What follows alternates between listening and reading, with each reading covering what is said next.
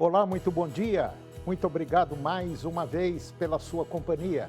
Está começando mais uma edição do programa Agronegócio e eu desejo a você muita paz e muita saúde. E no programa de hoje, nós vamos falar da geopolítica econômica mundial. A cada dia que passa, deixa o mercado mais assustado. Vamos comentar das condições climáticas que poderão afetar algumas regiões produtoras do Brasil. Vamos falar da regularização de terras, que é um tema que já vem de há muito tempo sendo discutido e parece que não sai do lugar. Vou conversar com Cristiano Palavro, diretor da Pátria Agronegócios, e nós vamos falar da soja, a geopolítica da safra brasileira. E vamos dar um giro pelo mercado da carne bovina para exportação. O programa Agronegócio já está no ar.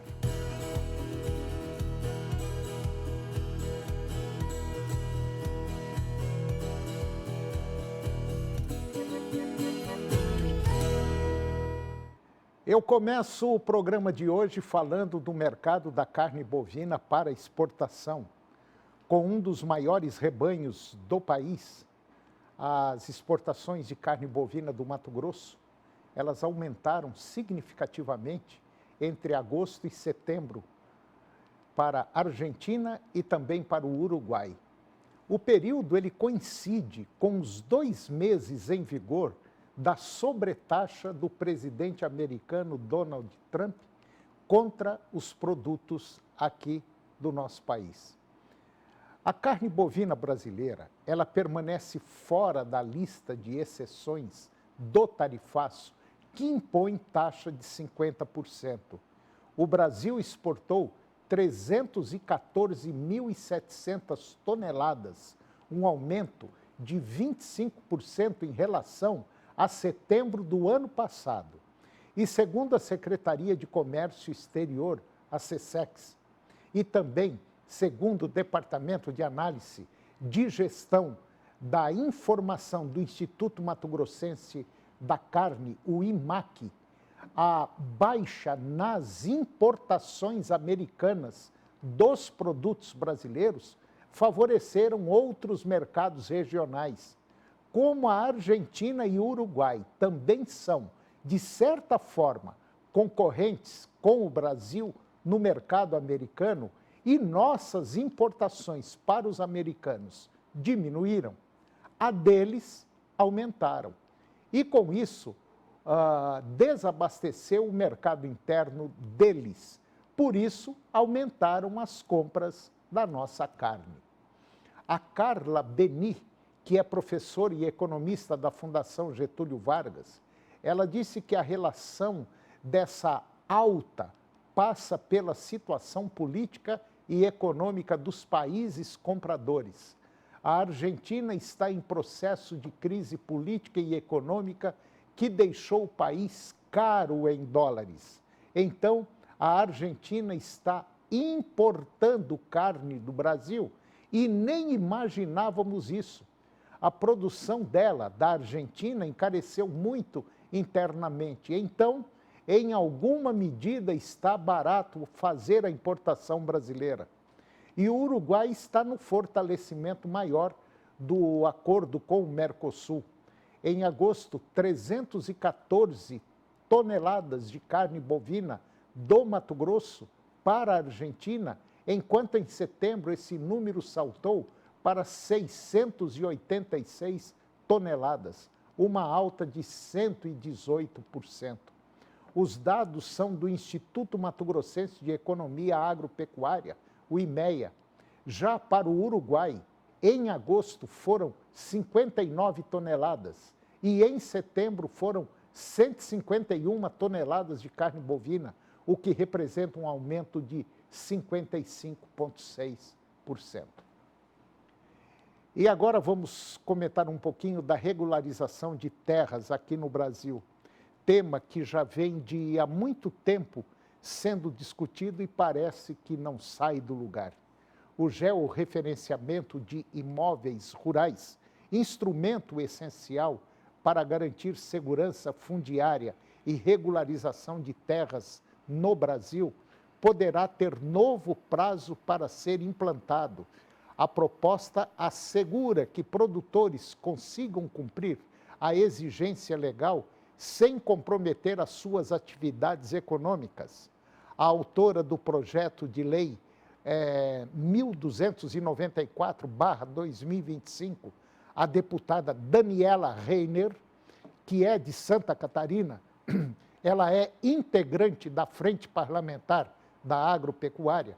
Ela destaca que, embora a medida seja fundamental, ainda existem entraves que impedem a sua execução plena.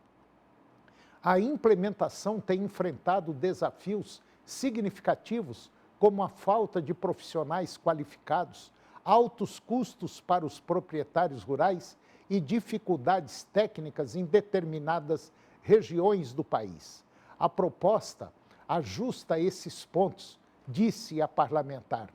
O relator da matéria, o deputado Tiago Flores, que é do Republicanos, lá de Rondônia, também integrante da Frente Parlamentar da Agropecuária, reforçou que já se passaram mais de 20 anos desde o início da implementação e ainda assim permanecem obstáculos técnicos, operacionais e econômicos. E esse cenário indica que a solução mais adequada e juridicamente segura é estabelecer um novo marco temporal para o início da exigência do georreferenciamento e conferir clareza normativa. A prorrogação também permitirá que o INCRA e demais órgãos competentes adotem soluções para agilizar o processo, garanta segurança jurídica e minimize impactos negativos sobre os proprietários rurais. E agora vamos comentar das condições climáticas que poderão afetar algumas regiões produtoras aqui no Brasil.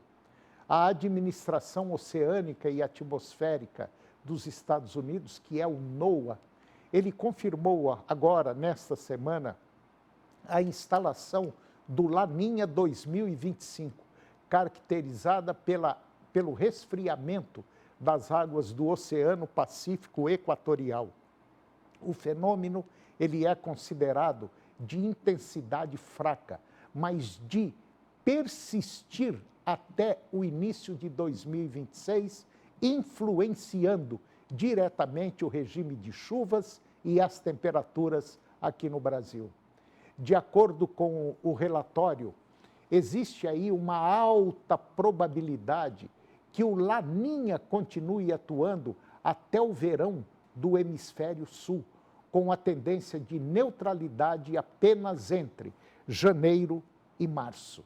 E esse cenário, ele reforça a importância do planejamento climático por parte dos produtores, já que os impactos variam conforme a região. Embora o evento atual seja classificado como fraco, os impactos sobre a agricultura podem ser relevantes. O Laninha, ele modifica o padrão atmosférico em larga escala e influencia diretamente o comportamento das chuvas em regiões importantes para o agronegócio. Algumas culturas apresentam maior resiliência às condições provocadas pelo Laninha. É o caso do tabaco, que historicamente mantém produtividade satisfatória, mesmo com déficit hídrico moderado. A escolha de variedades adaptadas e estratégias de manejo conservacionistas podem ajudar a mitigar os efeitos do fenômeno. E nas regiões centro-oeste e sudeste, o Laninha costuma trazer maior regularidade de chuvas durante a primavera e também o verão. E isso cria condições mais favoráveis para o avanço do plantio da soja, milho e também feijão, além de beneficiar culturas perenes como café e cana-de-açúcar. A perspectiva é de menor ocorrência de veranicos e maior segurança hídrica no início do ciclo agrícola. E essas regiões que sofreram com irregularidades climáticas nas últimas safras, podem ter aí uma temporada mais positiva, caso as previsões se confirmem. O plantio antecipado, impulsionado pelo retorno das chuvas, pode melhorar a produtividade e permitir saídas mais estratégicas para a safrinha. O cenário é oposto no sul do país, onde o Laninha, historicamente, está associada à redução das chuvas e ao aumento do risco de estiagens prolongadas. No Rio Grande do Sul, os modelos climáticos indicam desvios negativos de precipitação já em dezembro, com possibilidade de prejuízos no desenvolvimento da soja, do milho e também das pastagens. A estiagem pode afetar tanto o final da colheita de culturas de inverno, quanto o estabelecimento da safra de verão, exigindo ajustes no calendário agrícola e maior atenção ao uso de insumos e irrigação. Em Santa Catarina e também no Paraná, o impacto tende a ser mais regionalizado, mas a tendência de chuvas abaixo da média também preocupa. E agora você vai ver que o mercado exportador de carne de aves está promissor e as exportações de carnes e também miudezas também sustentaram o bom desempenho ao longo de 2025. No acumulado do ano, houve crescimento de 43,6% nas vendas à América do Norte, especialmente aos Estados Unidos e também Canadá, que ampliaram as importações em meio à recomposição de estoques internos e custos mais altos de produção local. Com um portfólio diversificado, a avicultura brasileira segue fortalecendo a posição entre os maiores exportadores mundiais, beneficiada pela confiança sanitária e pelo aumento da competitividade em um cenário internacional de oferta ajustada. O setor da carne suína apresentou crescimento de 34,7% nos embarques em setembro, impulsionado principalmente pelos embarques também pelos mercados como Ásia, China, Filipinas e Singapura. O aumento de consumo nesses países, aliado à composição de estoques pós-pandemia e à estabilidade de preços internacionais, favoreceu o desempenho brasileiro. E no acumulado de janeiro a setembro, o setor mantém trajetória positiva, reforçando o papel do Brasil como importante fornecedor mundial da proteína, reconhecida pela eficiência produtiva e sanidade do rebanho, embora com menor representatividade no total exportado, os segmentos de lácteos e ovos vêm ganhando constância nas vendas externas. O desempenho reflete o protagonismo das cadeias agroindustriais no comércio exterior brasileiro. Além de sustentar o superávit, o setor reforça o papel do país como fornecedor confiável e também de alimentos de um cenário mundial marcado por desafios logísticos e tensões geopolíticas. Entre os principais destinos das proteínas brasileiras, a Ásia permanece na liderança, concentrando boa parte das compras de bovinos e suínos, enquanto a América do Norte avança nas importações de aves e produtos processados. Já a Europa mostra uma retomada gradual nas compras, favorecida pela demanda de nichos premium e produtos com valor agregado. A combinação desses fatores mantém o Brasil como líder mundial nas exportações de carne e amplia as perspectivas para o último trimestre do ano. Com o câmbio competitivo e a diversificação dos mercados, as cadeias de proteína animal, elas seguem como pilares fundamentais da balança comercial brasileira, reforçando a relevância econômica e estratégia do agronegócio nacional. E depois do intervalo, eu vou conversar com Cristiano Palavro, ele é analista da Pátria Agronegócios e nós vamos falar da geopolítica e também do mercado da soja. Nós voltamos já, é um minuto só.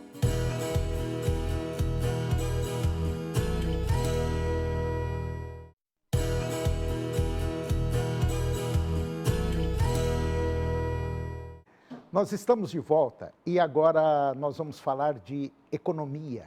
Vamos falar de um lugar onde você encontra de um tudo e o preço lá embaixo. O Vem que Tem chegou para ser o parceiro de quem faz o campo acontecer. Agricultor, pecuarista, revendedor rural, lojista e profissional que precisa de variedade e preço justo para tocar o negócio no dia a dia. Aqui tem de tudo, do agro à obra, ferramentas, irrigação, utilidades, linha rural e muito mais.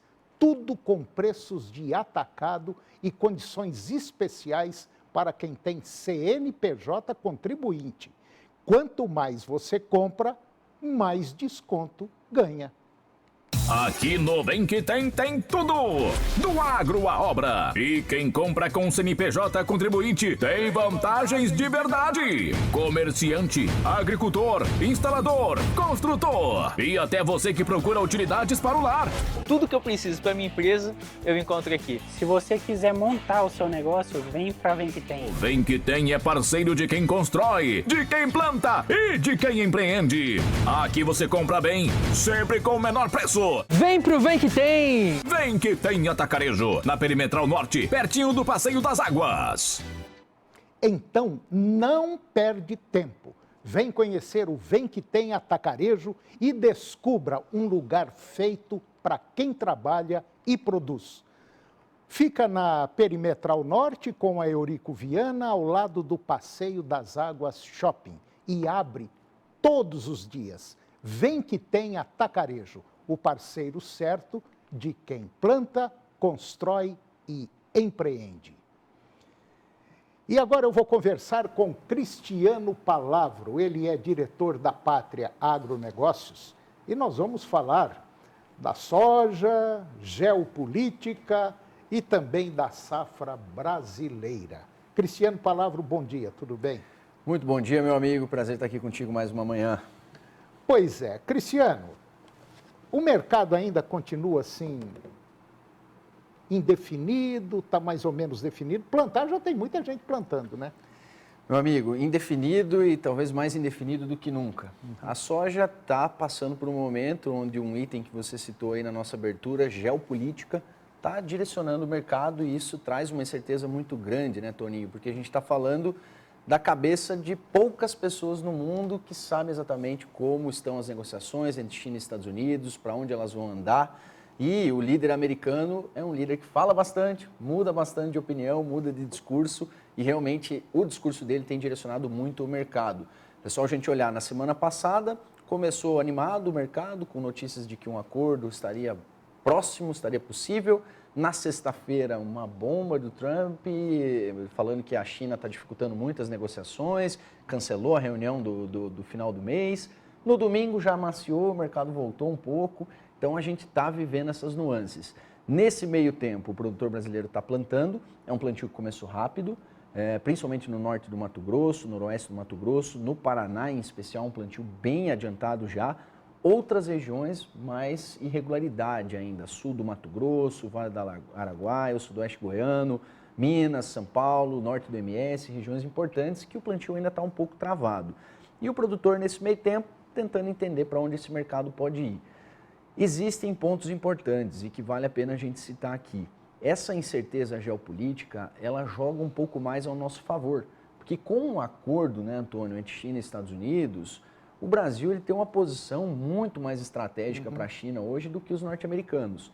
Esse acordo, como ele está ficando mais distante, ele é bom para nós, porque o chinês vai ter lá a sua demanda de 110, 115 milhões de toneladas, vai ter que comprar tudo que o Brasil tem a ofertar. Então isso é bom para nós. Quanto mais eles se desentenderem, melhor é para nós. O único ponto é que o produtor tem que lembrar que o mercado não age no tempo dele, né, do produtor. Então o 30/4 vai chegar, o 30/3 vai chegar e ele tem que se proteger do começo da colheita, porque se tiver um acordo, a China pode entrar comprando dos Estados Unidos uma janela que é nossa, se não tiver um acordo, a China já está preparada para diminuir demanda em alguns momentos.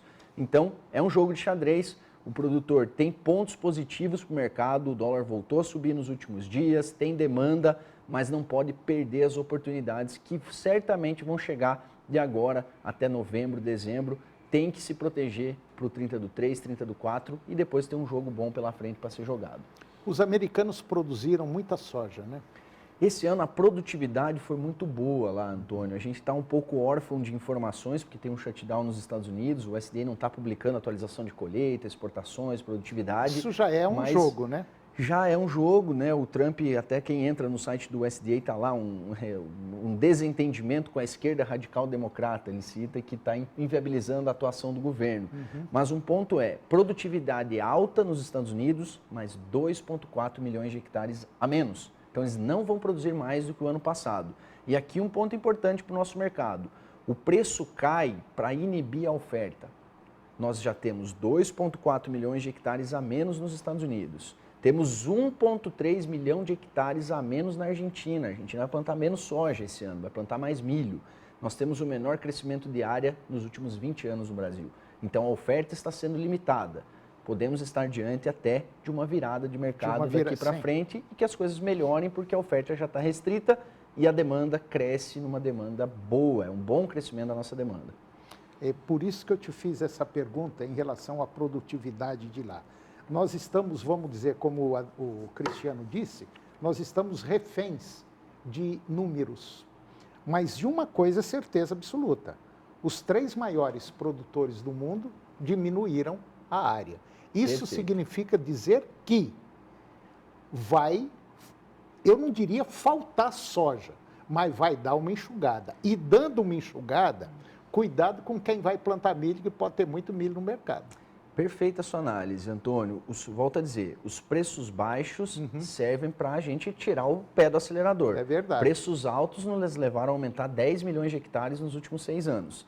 Preços mais baixos, desde 2023, estão limitando o crescimento, mas de fato o crescimento só foi limitado nessa safra. Safra passada cresceu, a retrasada cresceu mesmo com os preços caindo. Agora os 3 grandes produtores tiraram o pé. Você imagina, Antônio, se a China não comprar nos Estados Unidos, de fato, não tiver acordo. Ano que vem, os Estados Unidos vai tirar o pé mais 3, 4 milhões de hectares. E aí, no meio da nossa colheita, vai chegar essa informação no mercado. Então, por isso que eu falo que a gente tem que ganhar um fôlego para poder negociar melhor, mas ganhar um fôlego para ir trabalhando essa soja mais no meio do ano que vem, inclusive no segundo semestre, lembrando que 2026 é ano eleitoral. O histórico nos mostra que o dólar é muito reativo em ano eleitoral. Podemos ter uma oportunidade de um dólar lá mais perto de 5,50, 5,60, 5,70, que até bateu aí nesses últimos dias. É verdade. E eu só queria mandar um recado para quem arrenda terra. Cuidado, vai devagar. Tem muita gente aí pagando 15 sacas por hectare. Isso é perigoso. Conta apertadíssima. Conta é ultra apertada para quem está pagando 15 sacas por hectare. Principalmente para quem vai receber e também para quem está pagando. Eu não pagaria de espécie alguma 15 sacas nunca. Então, muito cuidado aí, põe a barba de molho, porque a indefinição, apesar da gente ter comentado aqui que tivemos aí várias áreas em declínio, caiu muito lá fora, Argentina, aqui dentro, mas vamos tomar muito cuidado, porque você pode não dar conta de pagar as 15 sacas, infelizmente. Acho que é mais ou menos isso, né? Realmente a gente está com um custo muito ajustado na receita, para quem só tem área arrendada, principalmente com valores altos, é uma conta difícil e até, será que solta o plantio rápido? A safrinha é muito, muito importante nessa composição de receita, né? Mas também errar na soja agora com replantio é drástico demais para o negócio. É 6, 7 sacas de custo para um replantio. Então tem que tomar muito cuidado, é um ano difícil, sem dúvida, talvez o mais difícil que a gente já enfrentou aí nesses últimos anos. Então tá bom. Cristiano Palavro, mais uma vez, muito obrigado pela sua presença. Qualquer dúvida que você que está nos acompanhando tiver, procura o pessoal lá na Pátria Agronegócios. Eles têm lá uns números muito bons e pode até te aconselhar de uma forma com que você possa ter assim, uma luz no fim do túnel. Obrigado, Cristiano. Valeu, muito obrigado, Antônio. E o programa de hoje chegou ao fim. Eu termino o nosso programa com a seguinte frase: a felicidade não entra em portas trancadas. Muito obrigado pela sua companhia, que Deus nos abençoe e até o próximo programa.